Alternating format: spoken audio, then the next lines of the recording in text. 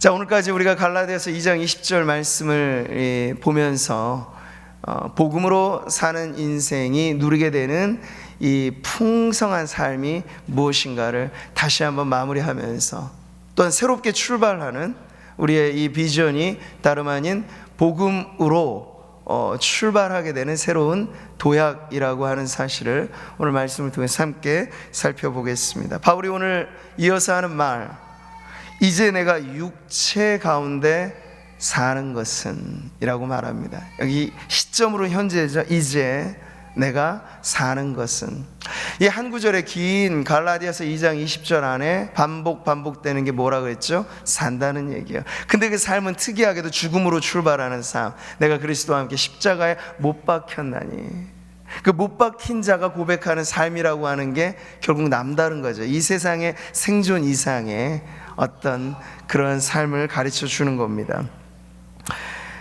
충무공 이순신 장군의 어록 중에 난중일기를 보면요, 명량대첩을 앞두고 아주 임전무태의 정신으로 새겨놓은 글귀가 있습니다. 필사즉생, 필생즉사. 이게 오자병법이라고 하는 오래된 병법서에 나오는 말을 인용한 것인데요, 죽고자 하면 살고, 살고자 하면 죽는다. 어떤 이 희망에 찬 격언을 아주 비장한 각오로 배수진을 치고 하였을 때 13척의 배가 133척의 엄청난 대적을 물리치는, 인류 역사상 해전의 역사에 길이 빛내는 그런 대첩 대승을 거두게 되었습니다. 이거 참 위대하죠. 그런데 갈라디아서 2장 20절이 말하는 삶은 이보다 비교할 수 없는 것입니다. 내가 그리스도와 함께 십자가에 못 박혔나니, 죽고자 하는 그러한 어떤 결연에 찬 의지를 표현한 게 아니라 이미 죽음을 표현하는 거예요. 자기 죽음, 자기 부인. 이게 신앙의 끝머리에 붙어있는 고백이 아니고 신앙을 시작하면서부터 외쳐야 될 제자의 정신이고 성도의 마음가짐이라고 하는 걸 예수님께서 이렇게 말씀하신 거죠. 예수께서 제자들에게 이르시되, 같이 읽어보겠습니다. 누구든지 나를 따라오려거든 자기를 부인하고 자기 십자가를 지고 나를 따를 것이니라. 누구든지 제 목숨을 구원하고자 하면 잃을 것이요, 누구든지 나를 위하여 제 목숨을 잃으면 찾으리라. 바로 이 말씀이에요. 오늘 복음은 생존 이상의 삶을 가르쳐 줍니다. 그리고 성도로서 우리가 살아가는 삶이 과연 그러하다 일깨워 주는 거죠. 그리스도 예수의 사람들에 관하여 말할 때 그들은 육체와 함께 그 정욕과 탐심을 십자가에 못 박았다라고 다른 곳에서도 계속 바울은 이 부분을 강조합니다. 그러니 복음의 인생은 욕심을 채우고자 연명하는 삶이 아닙니다. 자기 만족을 추구하거나 조금 고상하게 표현해서 자아 실현을 하는 것을 궁극의 목표로 말하지 않습니다. 이 모든 것을 오히려 십자가에 못 박고 그는 고백하기를 날마다 죽노라, 한 번 죽는 것도 모자라서 날마다 죽노라 고백하는 것이 복음으로 살아가는 인생의 고백이죠. 바울이 이렇게 말하거든요. 형제들아, 내가 그리스도 예수 우리 주 안에서 가진 바 너희에 대한 나의 자랑, 확신을 말하는 거 두고 단언하노니, 뭐라고요? 뭐라고 말합니까? 나는 날마다 사노라 죽노라. 네. 여러분, 이 고백이 그냥 멋스러운 표현이 아닌 거죠. 실제로 그 어떠한 마음을 가지고 매일을 살아냈는가 하는 것이 담겨져 있어요. 그러니까 우리는 신기하게도 죽노라 말하는 사람이 더 의욕적으로 사는 모습을 보는 거예요. 자기 죽음을 선언하는 사람이 전혀 다른 삶을 살아가는 걸 지금 보게 되는 거죠. 그래서 성경이 말하는 풍성한 삶, 영생을 누리는 삶, 복음으로 사는 삶, 이것은 차원의 다름을 계속해서 보여주고 있는 겁니다. 여기 육체 가운데 산다고 말했을 때 바울은 이 육체를 죄된 본성, 세상에 길들여진 욕구, 그렇게 말하지 않아요.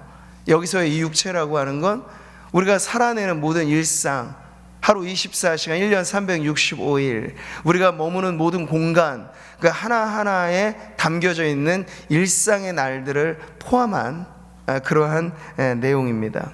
자기는 죽고 예수로 사는 그 삶이 살아내는 이 모든 날들을 표현할 때 육체 가운데 사는 것을 의미하는 거죠. 자, 바울은 계속해서 말합니다. 생존보다 뛰어난 풍성한 삶에 있어서 보기에는 평범한 듯 보이나 진정 비범한 인생을 살아가는 성도들의 삶의 그 비결이 무엇인지, 목적이 바뀌고 바라보는 대상이 바뀌었기 때문에 가능한 것인데, 그게 바로 이 구절에 나와 있는 이 말씀이죠. 같이 한번 읽어볼까요? 나를 사랑하사 나를 위하여 자기 자신을 버리신 하나님의 아들. 두 가지 내가 존재합니다. 나, 여긴 바울이죠. 근데 자기 자신이라고 하는 그 대상은 누굴까요? 그분은 바로 예수 그리스도입니다. 이 땅을 살아가는 사람들은 자기가 살려고 애를 쓰는 반면, 우리의 구원자 되신 예수님은 자기를 내어주심으로 우리를 구원의 길로 인도해 주셨다는 거죠. 바울에게 있어서 그리스도는 오직 바라봐야 될 유일한 대상, 그래서 예수 바라기, 주 바라기 인생을 살아갔던 것이 바로 바울의 삶입니다. 이게 어찌 바울 개인의 삶이기만 할까요?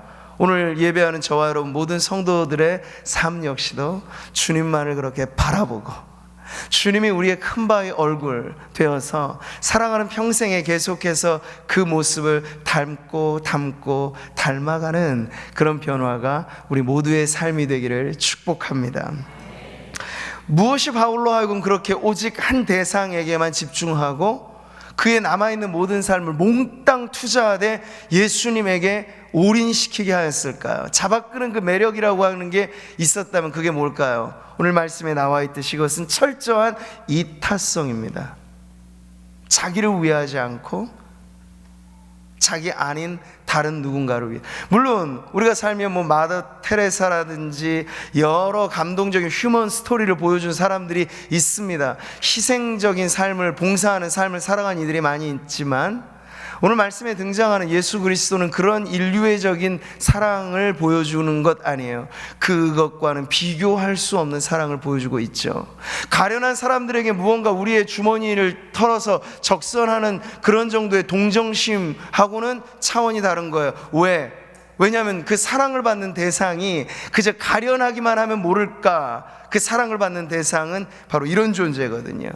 누구든지 세상과 벗이 되고자 하는 자는 스스로 하나님과 원수되는 것이니라. 이 말씀에 나와 있는 대로 세상을 너무나 사랑한 나머지 하나님과 원수된 삶을 살아갔던, 여러분, 죄라고 하는 것을 우리는 끔찍한 형법, 민법상의 사회 관습법상의 어떤 문제, 양심의 문제로만 생각을 합니다만, 성경은 그보다 훨씬 더 죄의 심각성을 말할 때 세상을 향한 사랑은 곧 하나님과 등을 지는 것이고, 세상을 추구하는 그 열정, 세상은 이것을 성공이라고 말하잖아요. 세상은 이걸 출세라고 말합니다만, 성경은 말합니다. 세상을 향한 사랑은 하나님과 원수되는 것이다 라고 말이죠.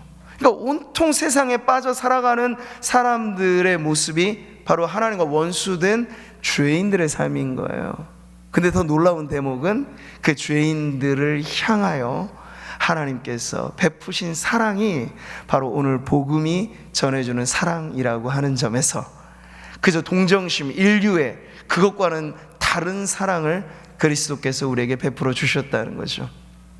우리가 아직 죄인 되었을 때 그리스도께서 우리를 위하여 죽으셨습니다. 우리가 원수 되었을 때 그의 아들의 죽으심으로 말미암아 하나님과 화목하게 되었습니다.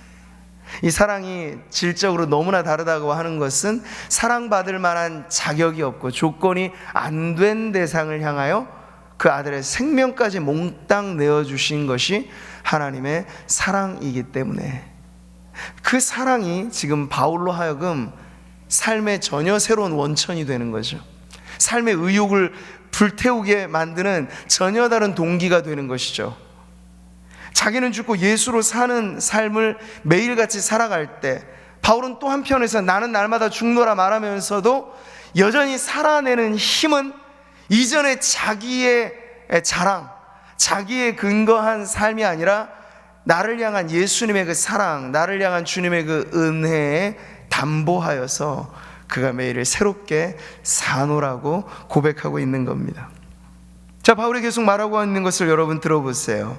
평범한 듯 비범한 삶이 지향하고 있는 이 대상이 오직 하나의 대상인 것을 계속해서 집중해서 보여주면서 그는 이제 더 이상의 이전의 자신과는 날마다 결별하는 그 모습을 이 빌립보서에서는 이렇게 표현하고 있습니다. 무엇이든지 내게 유익하던 것을 내가 그리스도를 위하여 다 해로 여길 뿐더러, 같이 읽습니다. 또한 모든 것을 해로 여김은 내 주 그리스도 예수를 아는 지식이 가장 고상하기 때문이라. 내가 그를 위하여 모든 것을 잃어버리고 배설물로 여기고 있습니다. 빼앗기는 아픔을 이야기하고 있는 게 아니에요. 나는 얻고자 하는데 내게 이 모든 것들이 잃어가고 있습니다. 상실의 고통을 말하는 게 아니라 적극적으로 자기가 내어버리죠. 어느 누가 배설물을 끌어안고 사는 사람이 있겠습니까? 버리는 것이에요, 배설물은. 근데 지금 바울이 말하는 이 배설물이라고 하는 게 우리로 말하자면 우리가 최고의 가치로 말하는 것들이에요, 사실. 세상이 좋게 말하는 그 모든 것들. 근데 바울이 정신이 이상한 사람이 아니고서야 어떻게 세상이 추구하는 그것들을 배설물로 여긴단 말인가요? 가치가 바뀌어졌기 때문이죠. 그냥 비워진 상태에서 말하는 것이 아니라 전혀 새로운 가치가 그 안에 들어와 있다고 말해요. 그래서 예수님이 천국을 비유로 말씀하신 여러 가지 많은 비유 중에 천국은 마치 밭에 감추인 보화를 발견한 어떤 사람 같다고 하잖아요. 그걸 발견하고 나니까 이 사람이 하는 일은 뭐예요? 자신의 모든 거 끌어모아다가 그 밭을 통째로 삽니다. 다른 사람들은 미쳤다고 말하는 거예요. 저 밭이 뭐길래 자기 전 재산을 다 저게 갖다 붙는가. 근데 그 사람만 아는 거예요. 이 밭 안에 엄청난 보화가 담겨 있다는 것을. 우리로 말하자면 그렇죠. 세상이 우리를 어찌다 이해할 수 있겠나요? 주일이면 이렇게 좋은 날은 좋은 데로 놀러 가고, 찌뿌둥한 날은 찌뿌둥한 날에 집에 박혀 있고, 그게 사람들의 삶의 일반적인 패턴인데, 우리는 좋은 날에도 예배하러 교회에 오고, 비 오는 날에도 이렇게 예배하러 함께 하시고, 세상이 잘 이해하지 못하죠. 왜 그러는지. 근데 우리 안에 감추인 보화가 있기 때문에 이 자리에 함께 하시는 줄 믿습니다. 버리는 게 우리에겐 아까움이 아닐 때 비로소 복음이 내 안에 보석같이 빛나는 가치가 되었구나 하는 것을 알게 되는 거예요. 자, 이제 바울은 그 전에 그가 추구했던 모든 우상들이 거두어진 겁니다. 이제서 비로소 그의 마음의 보좌에 앉으셔야 할, 우리가 숭배한다면 오직 한 대상만을 숭배해야 하는데 그분이 자리에 앉으신 거예요. 그리고 그분이 바울의 유일한 삶의 목적이 되어버린 거죠. 표대를 향하여 그리스도 예수 안에서 하나님이 위에서 부르신 부름의 상을 조차 날마다 경주하는 경주자로 바울은 그렇게 살아가는 거죠. 그래서 자랑이 없는 것이 아닙니다. 성도들에게 자랑이 없는 것이, 그건 계속해서 비워내는 의미만을 얘기하는 것인데 우리 안에는 채워진 무언가가 있어요. 그러니까 새로운 자랑거리가 있어요. 바울이 말하자면 이런 것이요. 그러나 내게는 우리 주 예수 그리스도의 십자가 외에 결코 자랑할 것이 없다. 아무것도 없다고 얘기하지 않죠? 그리스도, 그분의 십자가가 우리에게 어떤 것과도 비교할 수 없는 자랑이 되었다 하는 거예요. 사랑하는 성도 여러분, 복음 인생을 우리가 말할 때 그저 세상에 있는 것 못 갖고, 갖고자 하는데도 못 얻고 이러니 참아내십시오, 이런 게 사실 아닙니다. 여러분, 악으로 깡으로 버티는 것이 신앙이 아니고 우리는 그 이상 능가할 만한 엄청난 자원을 갖고 살기 때문에 세상의 자원이 조금 모자라도 꿀리지 않고 눌리지 않고 주눅들지 않고 살아갈 수 있다는 이야기예요. 그래서 복음으로 물든 인생은 결코 시니컬하지 않아요. 세상을 향한 염세주의적인 반응을 갖고 살지 않습니다. 죄 많은 이 세상 내 집안이네, 그것도 물론 맞는 말이지만 그게 끝이 아니고요. 그럼에도 불구하고 우리가 육체 가운데 살아야 할 이유가 분명한 인생이 복음 인생이죠. 자, 말하자면 이렇게 바뀌어지게 되는 삶이에요. 살아도 주를 위하여 살고 죽어도 주를 위하여 죽는 삶인 거죠. 살든지 죽든지 내 몸에서 그리스도가 존귀하게 되는 삶입니다. 먹든지 마시든지 무엇을 하든지 다 하나님의 영광을 위하여 하는 삶입니다. 삶이라고요. 복음은 살아내는 것이라고요. 우리가 복음의 진리를 깨달았다면 이걸 나만의 것으로 간직해야 하자고 어디 저 산에 움막을 짓고 여기가 좋사오니 도피 행각을 할 필요가 없어요. 당당하게 우리에게 주어진 삶의 무대를 누비며 사는 것입니다. 근데 목적이 바뀌고 이유가 바뀌었기 때문에 모든 것이 바뀌어진 삶을 살아가는 것이죠. 저는 이것이 우리가 앞으로도 계속 살아가야 할 이유인 줄 믿습니다. 때로 병들어 아픕니다. 기대했던 일들이 안 됩니다. 우리의 삶이 생존 그 자체도 허덕허덕하면서 어렵습니다. 그러나 그럴 때 바라보세요. 우리 안에 감추인 보화는 그 어떠한 상황과 어떠한 문제에도 빼앗아갈 수 없는, 그것을 우리가 확인하면서 다시 한번 당당하게 복음의 발걸음을 내딛는 것이죠. 오늘 우리는 12월의 첫날, 첫 주일, 그리고 새해를 미리 앞당겨서 하나님의 기적 같은 일들을 기대하며 이 한 해의 아름다운 마무리를 또 새해의 소망에 찬 준비를 하는 이 첫 시작의 자리에서 새로운 슬로건을 그래서 외치는 거예요. 복음이 이끈 인생이라면 그 인생은 또한 비전이 이끌어가는 인생이 된다는 걸 믿으면서 성도 개개인이 그렇게 살아가는 교회가 함께 모여 있을 때 우리 구미상무교회가 앞으로 달려갈 그 길에 어떤 외침이 있을까 했을 때 그것은 비전이 이끄는 인생이라고, 교회라고 우리는 당당히 외칠 것입니다. 세상을 향하여 말이죠. 그냥 우리끼리 모였을 때 통용되는 언어가 아니에요. 세상을 뒤집어 놓는 언어가 복음입니다. 세상을 향하여 우리가 힘차게 발걸음을 내딛었을 때 삶의 현장에서 실효성 있는 것이 복음의 능력이고 우리가 품어야 할 비전인 줄 믿습니다. 여러분, 비전이라고 하는 게 뭐예요? 보는 거잖아. 가장 원초적인 의미는 보여지는 것입니다. 근데 그 비전은 육안으로 보는 게 아니에요. 믿음의 눈으로 보는 것이죠.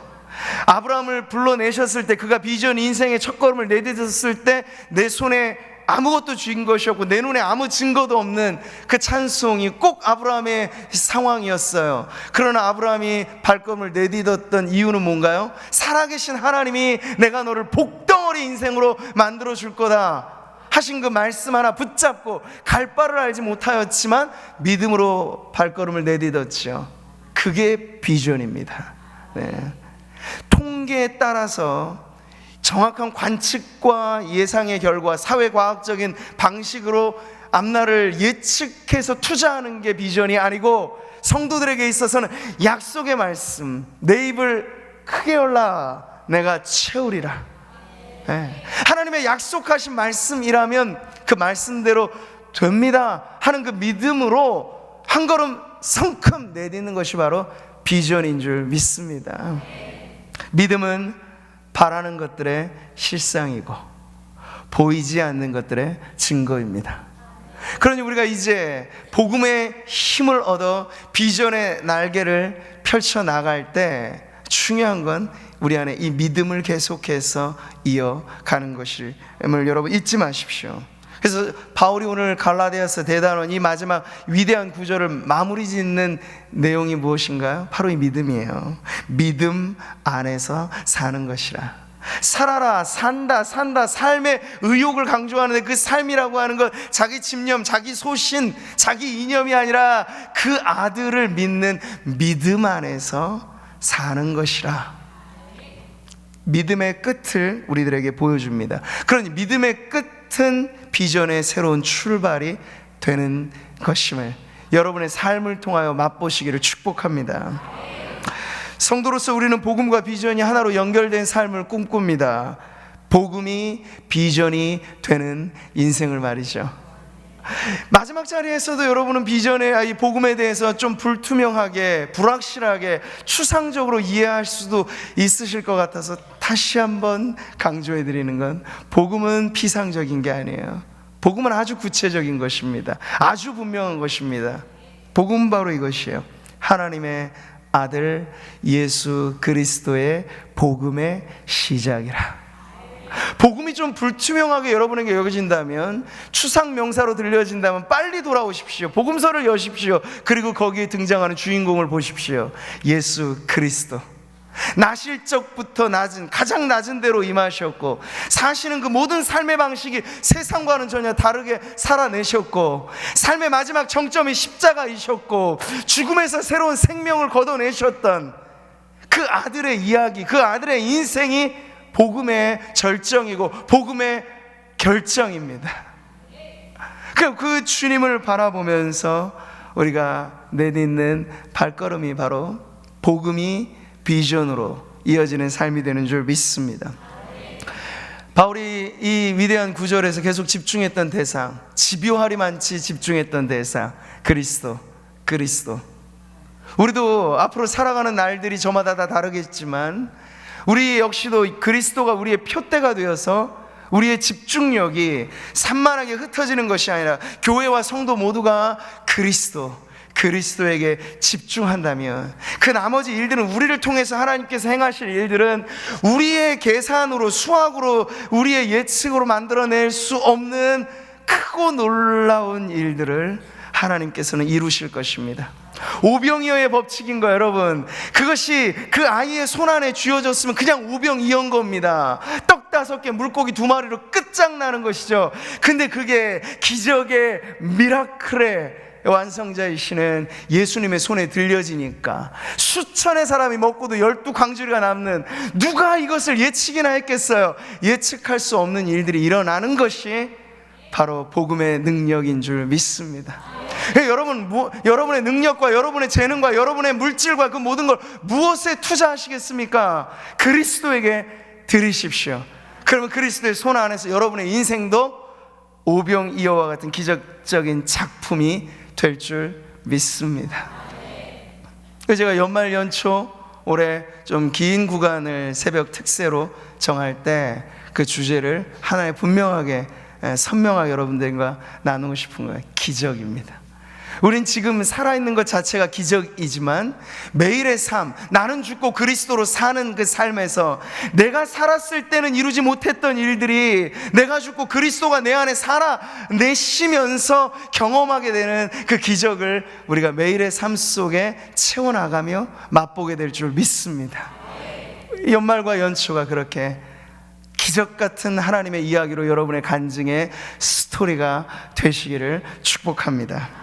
중심 되신 그리스도, 그리고 그리스도의 십자가, 그리스도로 사는 삶, 우리가 이어왔던 이 갈라디아서 2장 20절의 말씀을 오늘 마무리하면서 다시 한번 여러분의 외침이, 세상을 향한 담대한 여러분의 고백이 흐트러지지 않고, 이것이 나의 간증, 이것이 나의 찬송이라, 복음 그 자체이신 예수 그리스도께로 가까이, 더 가까이 내가 나아가리라 결단하는 새로운 마음의 변화가 우리 모두에게 일어나기를 주님의 이름으로 축복합니다.